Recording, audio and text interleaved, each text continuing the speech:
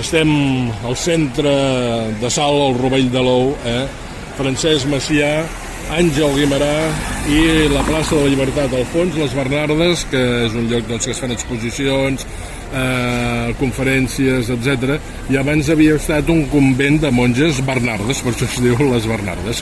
I des d'aquí us recomano festes i tradicions catalanes. Hi ha un apartat de curiositats, fixeu-vos.